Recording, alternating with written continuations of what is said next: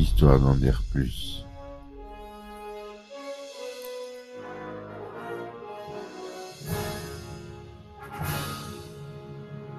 Eh ben attendez, on est en France. Allez, cul sec.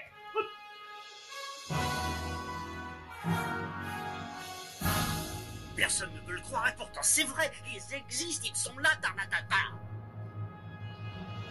Non.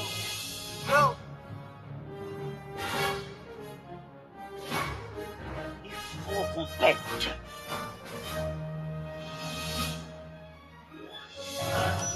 Voyons, le circuit branché, correcteur temporel temporisé. Bonjour, bienvenue sur Histoire d'en dire plus. Aujourd'hui, on parle d'un film des frères Cohen que j'adore. Joel et Ethan Cohen. Les frères Cohen. Je n'ai pas trop abordé encore cette partie-là du cinéma. Le cinéma noir. Et on va commencer avec un film avec George Clooney, Brad Pitt et John Malkovich. C'est Burn After Reading. Allez, c'est parti mon kiki.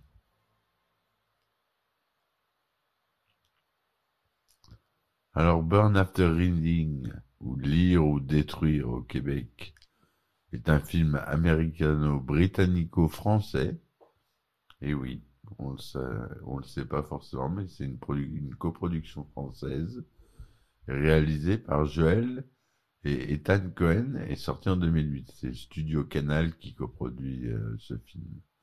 Ce 13e film des frères Cohen marque leur retour à la comédie après le très sombre No Country for Old Men qu'on abordera sûrement dans un podcast. Il a été présenté en ouverture de la Mostra de Venise en 2008.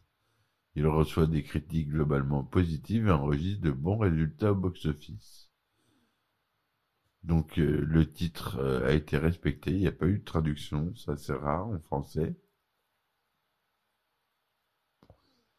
Donc c'est Burn After Reading, brûler après avoir lu, pour la traduction littérale et non pas lire et détruire, comme le dit le titre québécois. La musique est de Carter Burwell. Pour les acteurs principaux, je vous ai déjà dit. C'est produit par le Working Title Films, Studio Canal, Mike Zoss Production et Relativity Media. C'est un film de 96 minutes.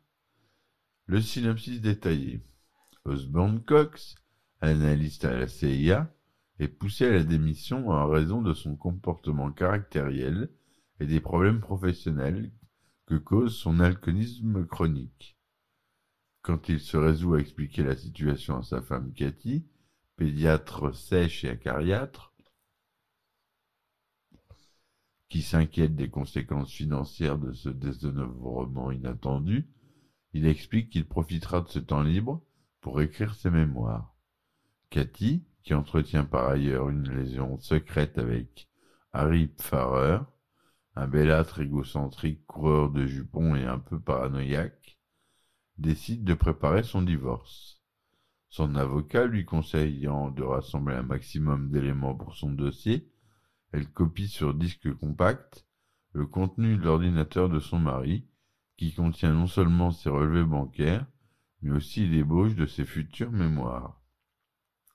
Peu après, une copie de ce disque est égarée par la secrétaire de l'avocat dans le centre de remise en forme qu'elle fréquente et atterrit entre les mains de Chad Feldheimer, qui est joué par Brad Pitt, un animateur du centre à la cervelle d'oiseau. Et cette scène est géniale, elle est très drôle. Devant son patron, Ted Treffen, et sa collègue Linda Litzke, Chad s'ébadit devant les comptes et les ébauches de mémoire qu'il prend pour des documents top secrets. Mais Ted préfère ne rien savoir de cette affaire et Linda a d'autres priorités. En effet, Linda voudrait avant tout pouvoir se payer 4 opérations de chirurgie esthétique qu'elle juge indispensables à l'épanouissement de sa vie sentimentale. Profondément angoissée par son corps, Elle ne s'aperçoit même pas que son patron, Ted Treffen, est follement amoureux d'elle. Après s'être inscrite sur un site de rencontre, Linda finit par nouer une liaison avec Harry Farrer, dragueur toujours aussi impénitent, qui lui ment sur son mariage et tait ses multiples aventures extra-conjugales. Linda tombe sous le charme de Harry, qui sait mettre en valeur sa prestance physique, entretenue grâce à une pratique assidue de la course à pied, son passé de garde du corps et ses fonctions actuelles de marshal fédéral. Quelques jours plus tard, Chad, surexcité, déboule chez Linda en pleine nuit et lui déclare qu'il a découvert l'identité du propriétaire du CD. Après avoir demandé à Linda de décrocher son deuxième téléphone pour écouter la conversation, il appelle Osborne et lui propose de lui rendre ses données ultra-sensibles contre $50 000. Ce premier contact improvisé se passe très mal et une rencontre physique est organisée. Mais celle-ci se déroule plus mal encore. Osborne, loin de lui donner les $50 000, menace Chad, puis le frappe au nez. Exaspérée par ce refus, Linda percute la voiture d'Osborne, puis emmène Chad à l'ambassade de Russie, où elle tente de monnayer ses informations top secrètes en prétendant pouvoir en fournir d'autres. En rentrant chez Kate, Cathy retrouve leur voiture cabossée et son mari, ivre-mort, avachi sur un fauteuil. Ça en est trop pour elle. Furieuse, elle profitera de l'absence de son époux pour changer la serrure de la maison et ainsi le mettre à la porte.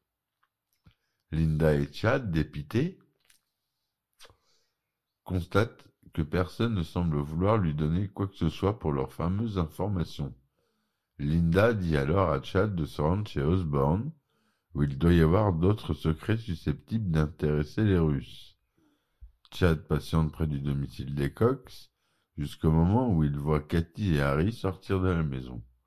Il se faufile à l'intérieur et explore la demeure, bredouille.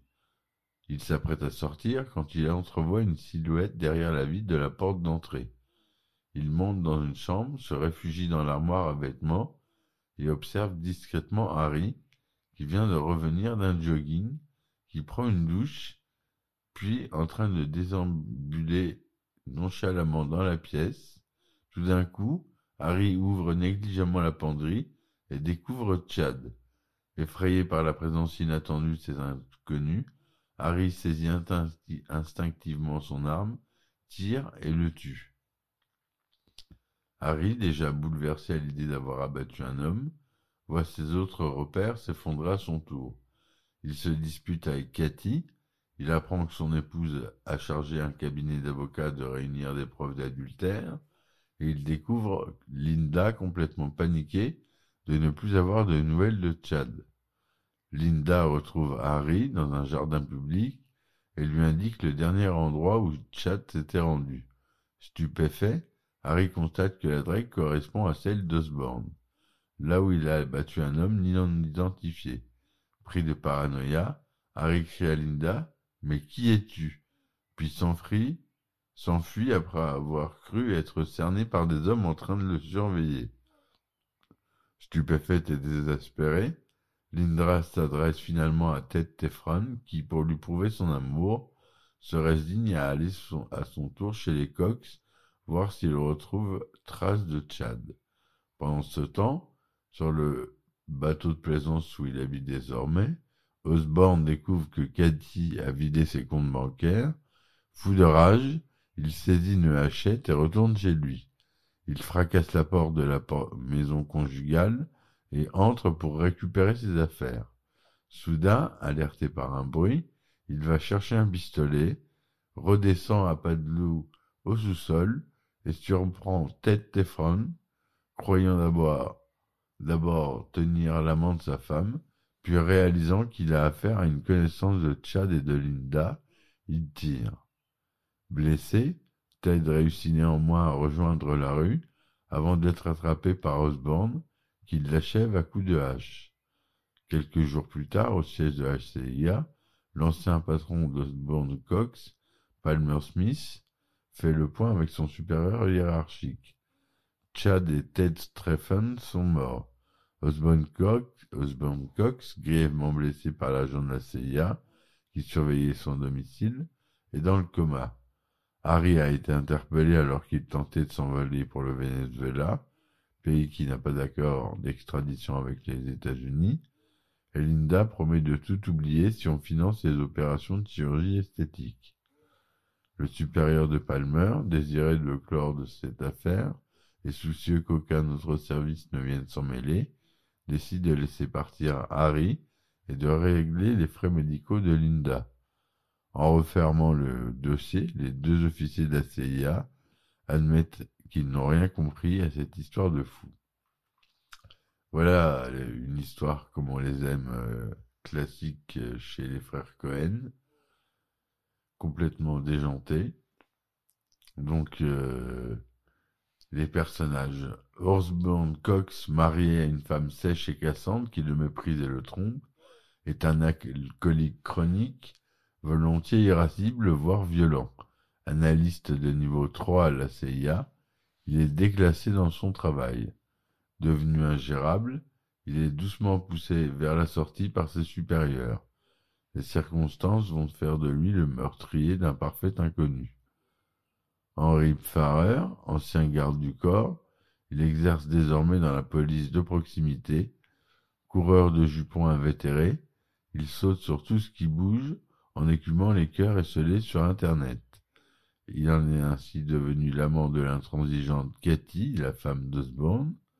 Soucieux de son apparence, il entretient son corps, son outil de travail en quelque sorte, en faisant du jogging à tout moment, notamment après avoir fait l'amour. Un peu parano, il se croit épié et n'a pas tout à fait tort car sa femme a chargé une agence de filature de préparer à son encontre un divorce pour faute. Cathy Cox, rigide et autoritaire, exerce le métier de pédiatre, bien qu'elle n'aime pas les enfants. Elle méprise son mari et s'est laissée séduire par ce beau parleur de Harry Pfeffer, mais naturellement elle l'en prévient, pas pour la bagatelle. Linda Litsk, employée dans une salle de gym, pense que son corps défraîchi lui porte préjudice sur le plan relationnel et met tous ses espoirs dans la chirurgie esthétique, pour trouver l'homme de la vie sans s'apercevoir que Ted Treffen, son chef, n'a Dieu que pour elle. Après tant d'autres, elle va tomber dans les filets de Harry Pfarrer.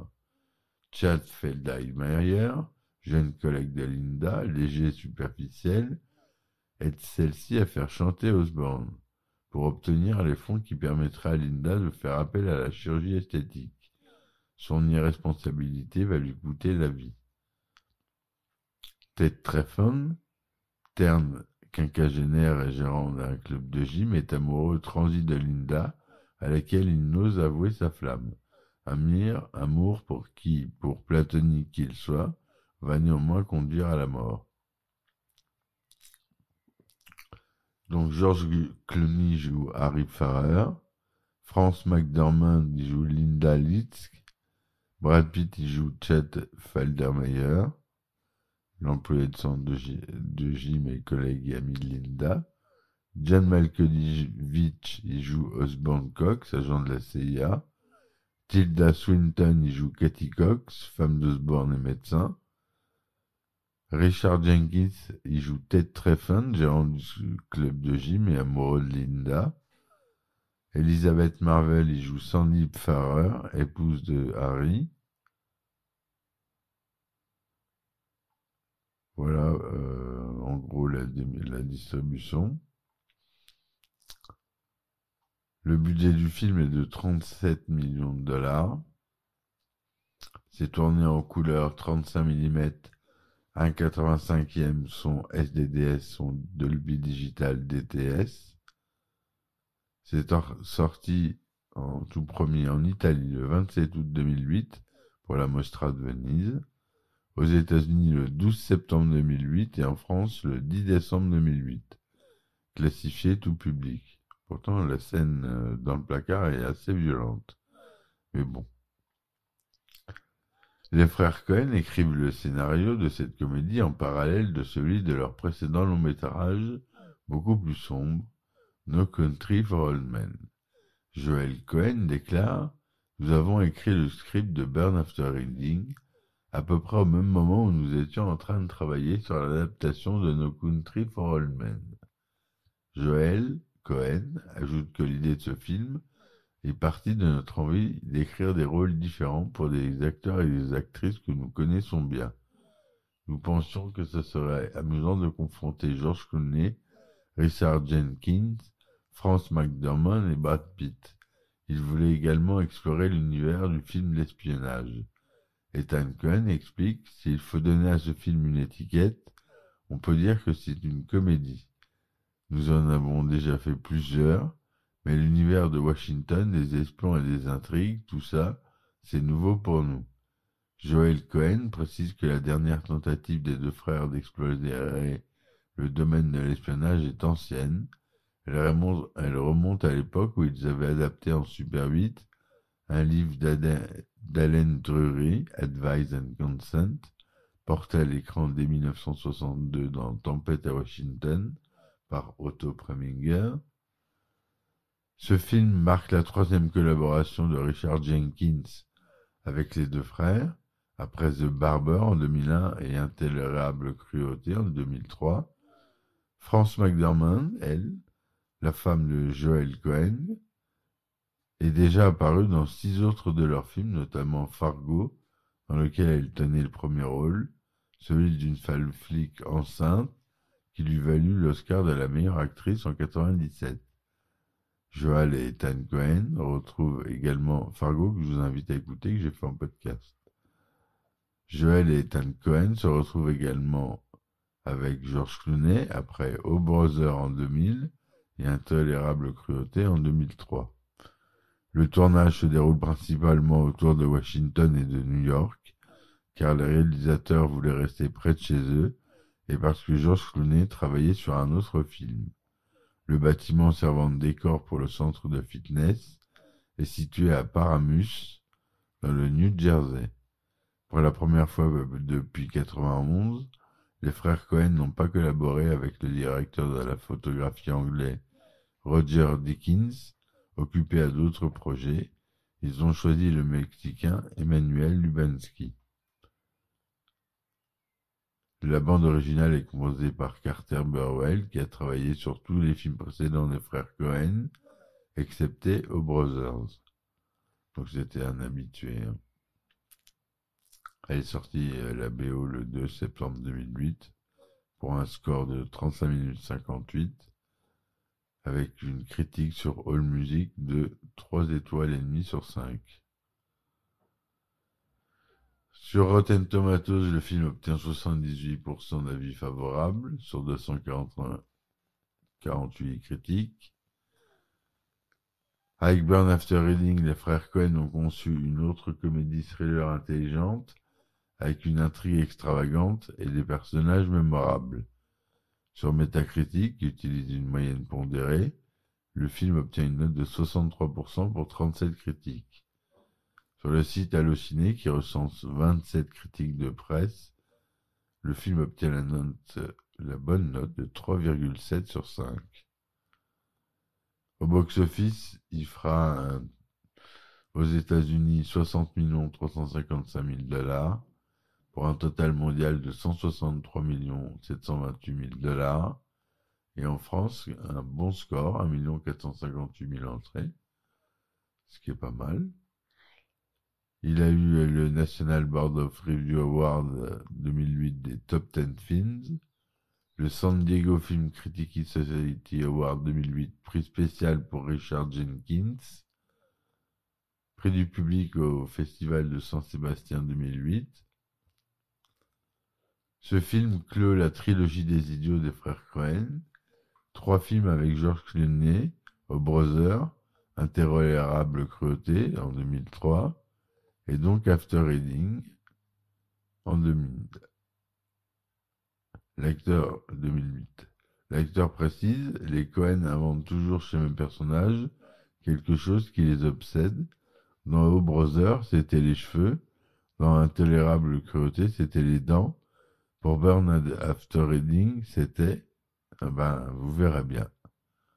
Le titre du film renvoie aux mémoires d'un ancien directeur de la CIA, Stanfield Turner, intitulé Burn After Reading, President CIA Directors and Secret Intelligence. Bien que le héros du film soit un agent de la CIA qui travaille à l'écriture d'un livre de souvenirs, les deux œuvres n'ont aucun autre lien. L'intérêt du film tournant autour d'un CD, le titre du film a un double sens. L'anglais burn signifiant graver quand il s'agit d'un disque vierge pour conserver les informations, ce qui est l'inverse de burn signifiant brûler pour détruire toutes les informations. Dans le film, on peut voir l'affiche d'un film intitulé Coming Up Daisy, censé être l'adaptation d'un roman de Cormac McCarthy, réalisé par Sam Raimi, avec Claire Danes et Dermot Mulroney. C'est en fait une fausse affiche, en référence à l'auteur du roman Non, ce pays n'est pas pour le vieil homme, que le frère Cohen ont adapté pour No Country for Old Men, ainsi qu'à leur ami Sam Raimi qui a travaillé sur plusieurs scènes de leur film. Voilà ce que je voulais vous dire, mes amis, sur ce film des frères Cohen qui est très intéressant, comme tous ceux des frères Cohen, j'adore. Celui-ci, pour moi, un petit cachet particulier, vraiment comédie noire que j'aime beaucoup. Donc j'aime le voir et le revoir avec plaisir. Et rien ne me dit que ce soir je me le fasse pas par hasard. Par exemple. Voilà, donc je vais vous laisser là-dessus. N'hésitez pas à laisser des commentaires et des likes. Ça aide ma chaîne. Ça vous dérange pas, ça vous coûte rien. Et moi ça m'aide beaucoup. Vous pouvez me soutenir sur mes plateformes telles que Tipeee, Ulule. Sur Patreon, vous avez des épisodes inédits avec des anecdotes de tournage spéciales. Il y a un abonnement avec des anecdotes de tournage spéciales Star Wars et Retour vers le futur. Ça coûte 2 € pour l'abonnement. Et voilà, je vous dis merci de m'avoir écouté. À bientôt pour un nouveau podcast. Et ciao ciao, on est en binaural 3D. Histoire d'en dire plus.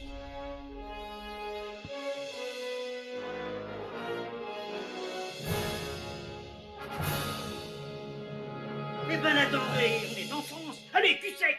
Hop.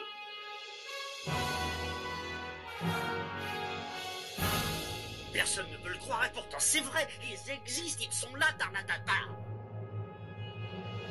Non. Il faut qu'on pète.